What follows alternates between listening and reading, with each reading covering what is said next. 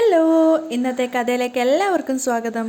അങ്ങനെ ചന്ദ്രസേനൻ പറഞ്ഞതുപോലെ രൂപ സരയുവിനെ ഉറക്കിക്കെടുത്തുകയാണ്. പാലിൽ ഉറക്ക ഗുളിക കൊടുത്തിട്ട് സരയുവിനെ ഉറക്കിക്കെടുത്തിട്ടാണുള്ളത്. അപ്പോഴേക്കും ചന്ദ്രസേനനും താരയും അതുപോലെ തന്നെ കല്യാണിയും കൂടെ അങ്ങോട്ടേക്ക് വരുന്നുണ്ട്. അവർ വന്നപ്പോൾ തന്നെ രൂപ അകത്തേക്ക് ക്ഷണിച്ചിട്ട് താരയുമായിട്ട് ഹഗ്ഗൊക്കെ ചെയ്യാണ്, കെട്ടിപ്പിടിച്ചിട്ട്. ആ ഒരു കാരണം ഒരുപാട് കുറ്റപ്പെടുത്തിയതൊക്കെ ആണല്ലോ. അതിനുശേഷം എല്ലാവരോടായിട്ട് പറയുന്നുണ്ട്, പാലിൽ ആ മരുന്ന് കലക്കി കൊടുത്തിട്ടുണ്ട്, അവളതുകൊണ്ട് നല്ല ഉറക്കത്തിലാണ്. ഇനി അമ്മയ്ക്ക് അമ്മയുടെ മോളുടെ കൂടെ ഒരുപാട് നേരം ഇരിക്കാം. താര പേടിയോടുകൂടെ മുകളിലേക്ക് നോക്കുകയാണ്. അപ്പം രൂപ പറയുന്നുണ്ട്, ഈ ദിവസം മുഴുവൻ നിനക്ക് നിൻ്റെ മകളുടെ കൂടെ നിൽക്കാം. അപ്പം താര വീണ്ടും സങ്കടത്തോടു കൂടി ചന്ദ്രസേനെ നോക്കുമ്പോൾ ചന്ദ്രസേനൻ പറയുന്നുണ്ട്, ഉറങ്ങുന്ന മകളുടെ കൂടെ മാത്രമേ നിനക്ക് ജീവിക്കാൻ കഴിയൂ താരേ. അത് ആരുടെയും കുഴപ്പമൊന്നുമല്ല, അയാൾ പറഞ്ഞു കൊടുക്കുന്നുണ്ട്. അപ്പോഴും താര പേടിയോടുകൂടി ഇങ്ങനെ നിൽക്കുകയാണ്. അപ്പം കല്യാണി പറയുന്നുണ്ട്, എന്തിനാ പേടിക്കുന്നേ, അവൾ ഇന്ന് ഉണരില്ല. രൂപയെ സമാധാനിപ്പിക്കുന്നുണ്ട്. താര വന്നതും കൂടെ കഴിഞ്ഞതും താര പോയതും ഒന്നും അവൾ അറിയാൻ പോകുന്നില്ല. അതിനുശേഷം കല്യാണി താരയും കൂട്ടിക്കൊണ്ട് മുകളിലേക്ക് പോവുകയാണ്. അപ്പം രൂപ സങ്കടത്തോടു കൂടി ചന്ദ്രസേനോട് പറയുന്നുണ്ട്, പാവം, അവളുടെ ജീവിതത്തെ പറ്റി നന്നായി അറിയാവുന്നത് കൊണ്ടാണ് ഇങ്ങനെയൊരു കാര്യത്തിന് ഞാൻ കൂട്ടുനിന്നത്. സരയുവിൻ്റെ വയറ്റിലൊരു കുഞ്ഞുണ്ട്, അതുകൊണ്ട് ഫാമിലി ഡോക്ടറുമായിട്ട് സംസാരിച്ചിട്ട് ഒരു ആയുർവേദ പൊടിയാ അവൾക്ക് പാലിൽ കലക്കി കൊടുത്തത്. അത് ശരീരത്തിൽ ചെല്ലുന്നത് നല്ലതാ. അപ്പം ചന്ദ്രസേനൻ പറയുന്നുണ്ട്, അല്ലെങ്കിൽ തന്നെ ഇന്ന് അവളുടെ വയറ്റിൽ കിടക്കുന്ന കുഞ്ഞിനും അവൾക്കും നല്ലൊരു ദിവസമായിരിക്കും. അത്രത്തോളം അവളെയും ജനിക്കാൻ പോകുന്ന കുഞ്ഞിനെയും സ്നേഹിക്കുന്ന ഒരമ്മയാ ഇവിടുന്ന് പോയത്. അവൾ ഈ ജന്മം മുഴുവൻ കരുതി വെച്ചിരുന്ന അവളുടെ അമ്മയുടെ ചൂടാ അവളിന്ന് ആ കുഞ്ഞിനെ കൈമാറാൻ പോകുന്നത്. താരയും കൊണ്ട് സരയുവിൻ്റെ മുറിയിലേക്ക് എത്തിയിട്ട് വാതിൽ തുറന്നപ്പം സരയു നല്ല ഉറക്കത്തിലാണ്. അപ്പം പുഞ്ചിരിച്ചുകൊണ്ട് കല്യാണി പറയുന്നുണ്ട്, നല്ല ഉറക്കത്തിലാണ്, ഇനി നാളെ ഉണരുള്ളൂ. ഇന്ന് മുഴുവൻ അമ്മയ്ക്ക് അമ്മയുടെ മകളുടെ കൂടെ സന്തോഷത്തോടെ സ്നേഹത്തോടെയും കഴിയാം. അതൊക്കെ കേൾക്കുമ്പോഴും താരയുടെ ഉള്ളിൽ സരയുവിനോടുള്ള ഒരു പേടി വരികയാണ്. ഇത്രയും കാലം കരുതി വെച്ചിരുന്ന സ്നേഹം മുഴുവൻ ഇന്ന് മകൾക്ക് കൊടുക്കാം എന്നൊക്കെ കല്യാണി പറഞ്ഞു കൊടുക്കുന്നുണ്ട്. അപ്പോഴേക്കും താര സ്നേഹത്തോടു കൂടി, അല്ലെങ്കിൽ നന്ദിയോടുകൂടി കല്യാണിയുടെ കൈകളൊക്കെ ചേർത്ത് പിടിച്ച് എന്താ പറയുക, സ്നേഹം പ്രകടിപ്പിക്കുകയാണ്. അപ്പോൾ കണ്ണ് നിറഞ്ഞുകൊണ്ട് കല്യാണിയും പറയുന്നുണ്ട്, എനിക്കല്ല, സ്വന്തം മകൾക്കാണ് നൽകേണ്ടത്. ഇത്രയും കാലം കരുതി വെച്ചിരിക്കുന്ന ഉമ്മയുണ്ടല്ലോ, അത് മൊത്തം സ്വന്തം മകൾക്കാണ് കൊടുക്കേണ്ടത്. കരഞ്ഞുകൊണ്ട് താര അതൊക്കെ അംഗീകരിക്കുകയാണ്. അപ്പം കല്യാണി പറയുന്നുണ്ട്, ആൻറ്റിയുടെ മോളാണെന്നുള്ളൊരു സിമ്പതി ഒഴിച്ചാൽ എനിക്ക് ഇവളോട് തീർത്താൽ തീരാത്ത പകയുണ്ട്. അത് മറ്റൊന്നും കൊണ്ടല്ല, ആൻറ്റിയോട് എത്ര മോശമായിട്ടാ ഇവൾ സംസാരിക്കുകയും പെരുമാറുകയൊക്കെ ചെയ്യുന്നത്. സ്വന്തം അച്ഛനും അമ്മ ഇവളെ പഠിപ്പിച്ചതാ. എങ്കിലും കിരണേട്ടനും സോണിയൊക്കെ എത്ര നല്ല സ്വഭാവമാണ്. അതിൻ്റെ 7 അയലത്തെത്താൻ പോലും ഇവൾക്ക് പറ്റില്ലല്ലോ. കല്യാണിക്ക് നല്ല ദേഷ്യം ഉണ്ടായിരുന്നു സരയുവിനോട്. അതിനുശേഷം പിന്നെ താരയോട് പറയുന്നുണ്ട്, ഇനി ഞാൻ കൂടുതലൊന്നും പറയുന്നില്ല, ആൻറ്റി മോളുടെ അടുത്തേക്ക് ചെല്ല്. താര പേടിയോടുകൂടി സരയുവിൻ്റെ അരികിലേക്ക് പോവുകയാണ്. അത് നിറഞ്ഞ കണ്ണുകളോടുകൂടിയാണ് കല്യാണി കണ്ടു നിൽക്കുന്നത്. സ്വന്തം മകളുടെ അടുത്തെത്തിയപ്പോൾ ഒരു അന്യയായ സ്ത്രീയെപ്പോലെ താര ഇങ്ങനെ മകളെ നോക്കിക്കൊണ്ട് നിൽക്കുകയാണ്. മകളുടെ വയറും, അതായത് ഗർഭിണിയായിട്ടുള്ള മകളുടെ വയറും, ഒരമ്മ ആസ്വദിക്കേണ്ട, അല്ലെങ്കിൽ ഒരമ്മ അറിയേണ്ടിയിരുന്ന ഒരു കാര്യങ്ങളും അറിയാതെ വളർന്ന തൻ്റെ കുഞ്ഞിനെ നോക്കി നിൽക്കുകയാണ് താര. അതിനുശേഷം എല്ലാ ബെഡിലായിട്ട് ഇരുന്ന് സരയുവിൻ്റെ തലയിൽ കൂടെ ഒരു മെല്ലെ തലോടുകയാണ്. ഇതൊന്നും അറിയാതെ നല്ല ഗാഢനിദ്രയിലാണ് സരയു. സരയുവിനോടുള്ള അവരുടെ ആ സ്നേഹം കാണുന്ന സമയത്ത് കല്യാണിക്ക് കണ്ണ് നിറയുന്നുണ്ടായിരുന്നു. അതിനുശേഷം അവൾ താഴോട്ടേക്ക് പോവുകയാണ്. അപ്പം താര സരയുവിന് തൊട്ടരികിലായിട്ട് ഓപ്പോസിറ്റായിട്ട് കിടക്കുകയാണ്. എന്നിട്ട് സരയുവിൻ്റെ മുഖത്ത് തന്നെ നോക്കി അവർ ഒരുപാട് കരയാണ്. അതുപോലെ തന്നെ സരയുവിൻ്റെ തലയിലൂടെയും മുഖത്തൂടെയൊക്കെ അവർ വിരലുകൾ ഓടിക്കുന്നുണ്ട്. എന്തുകൊണ്ടാണെന്ന് വെച്ച് കഴിഞ്ഞാൽ സ്വബോധത്തോടെ നിൽക്കുമ്പോൾ ഒരിക്കലും സരയു അതൊന്നും സമ്മതിക്കില്ല. മകളെ കെട്ടിപ്പിടിച്ച് കിടക്കുന്ന ഒരു അമ്മയുടെ ആ ഒരു സ്നേഹവും വാത്സല്യവും കണ്ടുകൊണ്ടാണ് കല്യാണി താഴേക്ക് ഇറങ്ങി വരുന്നത്.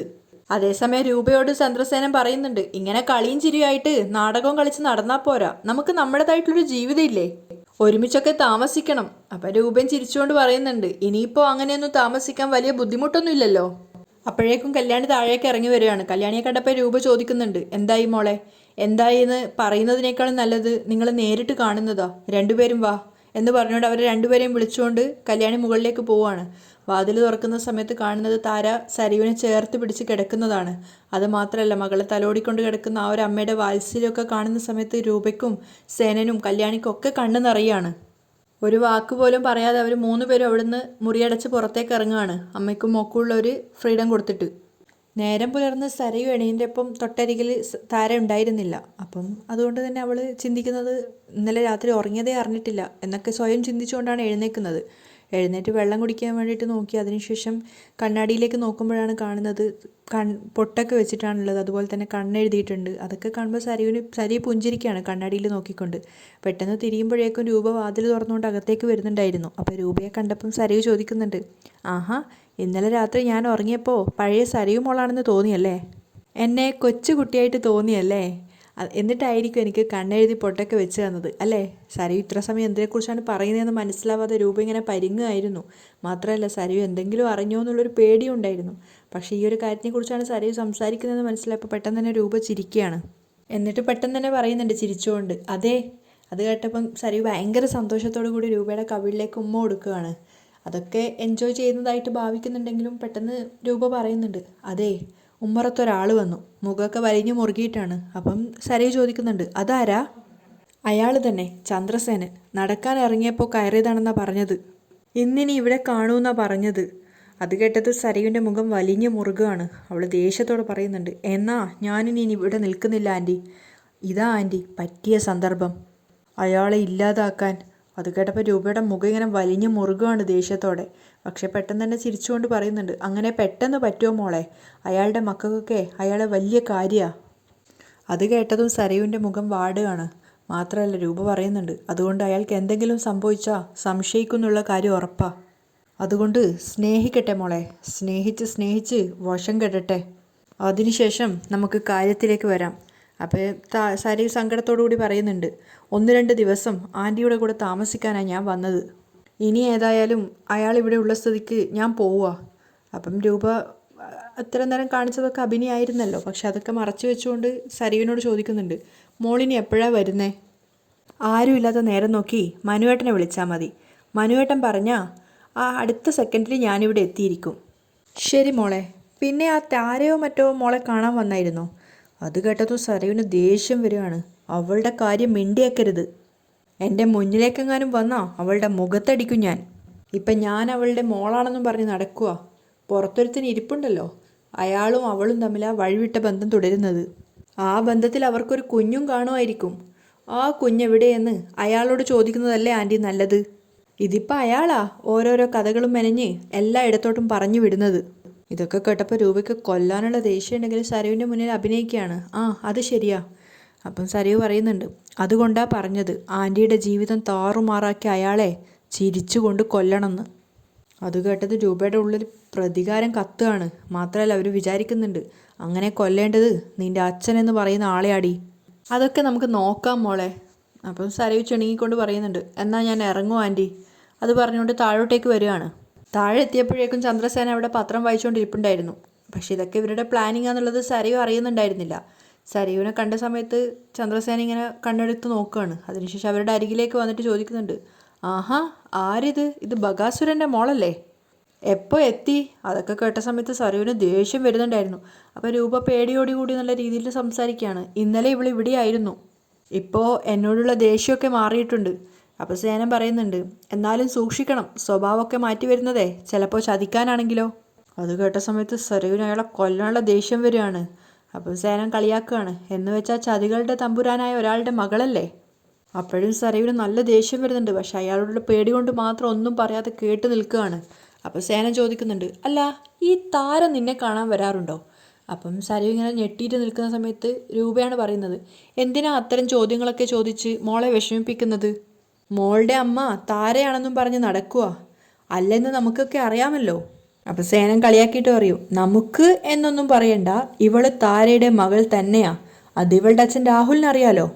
അത് കേട്ടതും പിന്നെ സരയു പൊട്ടിത്തെറിക്കുകയാണ്. സരയു പറയുന്നുണ്ട്, ഒരിക്കലുമല്ല, നിങ്ങൾ ചെയ്ത തെറ്റ് നിങ്ങൾ എൻ്റെ അച്ഛൻ്റെ തലയിൽ കെട്ടിവെക്കുക.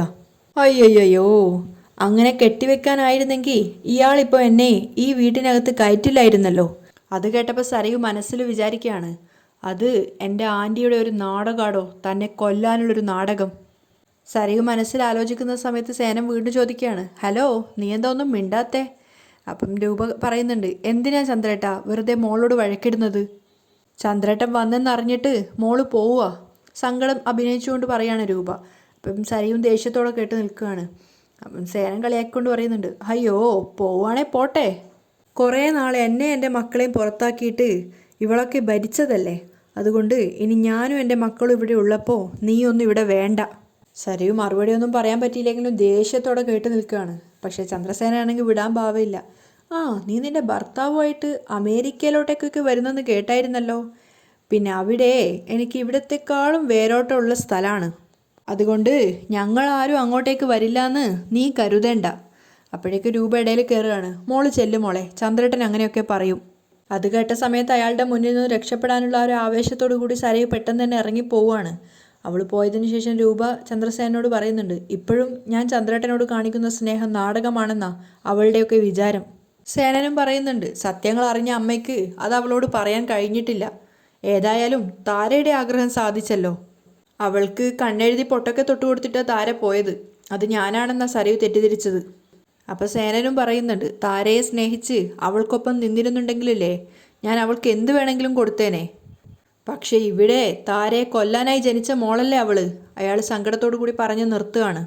രാവിലെ എഴുന്നേറ്റ് അമ്പലത്തിൽ വന്നതാണ് സോണിയും കല്യാണിയും കൂടെ. രണ്ടുപേരും പ്രാർത്ഥനയൊക്കെ കഴിഞ്ഞ് പൂജയൊക്കെ കഴിഞ്ഞതിന് ശേഷം തിരിച്ചു പോവാണ്. അപ്പോഴാണ് എപ്പോഴും പ്രകാശിൻ്റെ പിന്നാലെ നടക്കുന്ന ആ പെൺകുട്ടി, അതായത് 2 കണ്ണുകൾ മാത്രം കാണിക്കാറുള്ള ആ പെൺകുട്ടി അവിടെ കാറിൽ വന്ന് ഇറങ്ങുന്നത്. ആ പെൺകുട്ടി ഇവർക്ക് രണ്ടുപേർക്കും ഓപ്പോസിറ്റായിട്ട് വരികയാണ്. കല്യാണി സോണി ഓരോ കാര്യങ്ങൾ സംസാരിച്ചുകൊണ്ട് വരുമ്പോഴാണ് ആ പെൺകുട്ടി ഓപ്പോസിറ്റായിട്ട് വരുന്നത്. അതുമാത്രമല്ല, അവരുടെ അരികിലെത്തിയ സമയത്ത് കല്യാണിയെ പെട്ടെന്ന് അവൾ മനഃപൂർവ്വം തട്ടുകയാണ്. അപ്പോൾ കല്യാണിയുടെ കയ്യിലിരുന്ന് എന്താ പറയുക, പ്രസാദമൊക്കെ കൊടുത്തിട്ടുണ്ടായിരുന്ന ആ പൂവുകളൊക്കെ അടങ്ങിയ കൊട്ട അവിടെ താഴേക്ക് വീഴുകയാണ്. അപ്പം ഒക്കെ നിലത്ത് വീണ് കണ്ടപ്പോൾ തന്നെ അവളുടെ ഫേസ് അപ്പോഴാണ് റിവീൽ ചെയ്യുന്നത്. ഒരു പെൺകുട്ടി, ഇതുവരെ കാണാത്തൊരു പെൺകുട്ടിയാണ്. അപ്പം ഒരു ചെറിയ എന്താ പറയുക, കല്യാണമൊന്നും കഴിയാത്ത തരത്തിലുള്ളൊരു ചെറിയ പെൺകുട്ടിയാണ്. അപ്പോൾ അവൾ കല്യാണിയോട് പറയുന്നുണ്ട്, അയ്യോ പ്രസാദവും പൂജയുടെ പൂക്കളും ഒക്കെ താഴെ വീണല്ലേ. 3 പേരും കൂടെ അത് പെറുക്കാൻ വേണ്ടി നിലത്തിരിക്കുകയാണ്. അപ്പം കല്യാണി അവളോട് പറയുന്നുണ്ട്, സാരയില്ല, ദേവിക്ക് സമർപ്പിച്ച ശേഷം തിരികെ വാങ്ങിയ പൂക്കളാണ്. അവളാണെങ്കിൽ പുഞ്ചിരിച്ചുകൊണ്ട് കല്യാണിയെ നോക്കിക്കൊണ്ടാണ് ആ പൂവുകൾ കൊട്ടയിലേക്ക് വാരി ഇടുന്നത്. അതിനുശേഷം 3 പേരും എഴുന്നേറ്റപ്പോൾ അവൾ സങ്കടത്തോടെ പറയുന്നുണ്ട്, എന്നാലും ഞാൻ കാരണം അത് താഴേക്ക് വീണുപോയല്ലോ, അതിന് വീണ്ടും സോറി. അപ്പം ചിരിച്ചുകൊണ്ട് തന്നെ കല്യാണി പറയുന്നുണ്ട്, വാ സോണി എന്ന് പറഞ്ഞുകൊണ്ട് സോണിയെ വിളിച്ചുകൊണ്ട് പോവുകയാണ്. അപ്പോൾ അവർ രണ്ടുപേരും പോയ സമയത്ത് ആ പെൺകുട്ടി തിരിഞ്ഞു നിന്ന് എന്താ പറയുക, അടക്കാനാവാത്ത സ്നേഹത്തോടു കൂടി കല്യാണി തന്നെ നോക്കി നിൽക്കുകയാണ്. അതിനുശേഷം ദേവിക്ക് മുന്നിൽ നിന്ന് കൈകൂപ്പിക്കൊണ്ട് നിറഞ്ഞ മനസ്സോടെ സന്തോഷത്തോടു കൂടി അവൾ പറയുന്നുണ്ട്, ഇന്ന് ഞാൻ എൻ്റെ കഥയിലെ 2 കഥാപാത്രങ്ങളെ കണ്ടു. അതിനുശേഷം തിരിച്ച് പുറത്തേക്ക് ഇറങ്ങിയതിന് ശേഷം ഫോൺ എടുത്തിട്ട് കല്യാണിയുടെയും സോണിയുടെയും ചിത്രങ്ങൾ നോക്കുകയാണ് മൊബൈലിൽ. എന്നിട്ട് സ്വയം വിചാരിക്കുന്നുണ്ട്, ഇനി കാണാൻ കുറച്ചു കഥാപാത്രങ്ങൾ കൂടി ബാക്കിയുണ്ട്, എല്ലാവരെയും കാണണം. അതിനുശേഷം നേരെ പോയത് ബാലണ്ണൻ്റെ വർക്ക്ഷോപ്പിലേക്കാണ്. അവിടെ വെച്ച് അയാൾ പറയുന്നുണ്ട്, മേഡത്തെ ഞാൻ അങ്ങോട്ടേക്ക് വിളിക്കാൻ നിൽക്കുമായിരുന്നു, നല്ലൊരു ഡ്രൈവറെ കിട്ടിയിട്ടുണ്ട്. അവൻ ഡ്രൈവർ മാത്രമല്ല, നല്ലൊരു മെക്കാനിക്ക് കൂടിയാ. ഇവിടെ കുറേ കാലം ജോലിയൊക്കെ ചെയ്തായിരുന്നു, പിന്നെ അറ്റാക്കൊക്കെ വന്നതിന് ശേഷം വിശ്രമത്തിലാ. ആള് കുഴപ്പക്കാരനൊന്നും അല്ലല്ലോ. അവൾ ചോദിക്കുന്നുണ്ട്, ഏയ് നല്ല അസൽ മെക്കാനിക്കുമാണ്, അതുപോലെ നല്ലൊരു മനുഷ്യനുമാണ്. പിന്നെ മെക്കാനിക്കായതുകൊണ്ട് കാറ് വഴി കിടക്കില്ല എന്നുള്ള കാര്യം ഉറപ്പാ. ആ, അങ്ങനെ ഒരാളെ തന്നെ എനിക്കും ആവശ്യം. അതിനുശേഷം അവളുടെ വിസിറ്റിംഗ് കാർഡ് എടുത്തിട്ട് ബാലണ്ണന് കൊടുത്തിട്ട് പറയുന്നുണ്ട്, ഇത് അയാൾക്ക് കൊടുത്തിട്ട് അയാളോട് എന്നെ ഒന്ന് വിളിക്കാൻ പറയണം. അത് വാങ്ങിയിട്ട് ബാലണ്ണൻ ചോദിക്കുന്നുണ്ട്, അല്ല ശമ്പളം എത്ര കൊടുക്കുമെന്ന് ചോദിച്ചായിരുന്നു. അയാൾ പ്രതീക്ഷിക്കുന്നതിലും അപ്പുറം കൊടുക്കും. അവൾ ചിരിച്ചുകൊണ്ട് പറയാണ്. അപ്പോൾ ബാലണ്ണൻ്റെ മുഖത്ത് സന്തോഷം വരികയാണ്. വിശ്വസിക്കാൻ കൊള്ളാവുന്ന ഒരാളായിരിക്കണം, അങ്ങനെ ഒരാളെയാണ് എനിക്ക് ആവശ്യം. അപ്പം അയാൾ പറയുന്നുണ്ട്, അവൻ വളയം പിടിക്കുന്ന കാര്യത്തിൽ വളയം പിടിക്കുന്ന വണ്ടി വഴി കിടക്കില്ല എന്നുള്ള കാര്യത്തിൽ എനിക്ക് ഉറപ്പാ. പിന്നെ അവൻ അറ്റാക്കൊക്കെ വന്നതുകൊണ്ട് ഇനി അവൻ വഴി കിടക്കുമോയെന്ന് അറിയത്തില്ല. പറയുമ്പോൾ പിന്നെ എല്ലാം പറയണമല്ലോ. അപ്പം ആ പെൺകുട്ടി പറയുന്നുണ്ട്, അറ്റാക്കൊന്നും ഇന്നത്തെ കാലത്ത് വലിയൊരു അസുഖമൊന്നുമല്ല. ആ സമയത്ത് മാത്രമേ അതിന് കുഴപ്പമുള്ളൂ.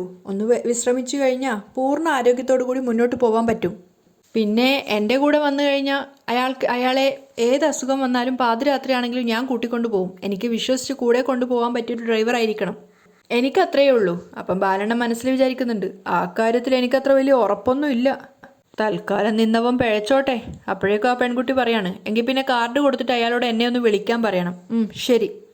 അവൾ അവിടുന്ന് ഇറങ്ങിയിട്ട് വേഗം കാറിനരികിലേക്ക് പോവാണ്. അപ്പം ബാലണ്ണൻ വിചാരിക്കുന്നുണ്ട്, അവൻ ഈ കൊച്ചിന് ഏണിയാവോ എന്തോ.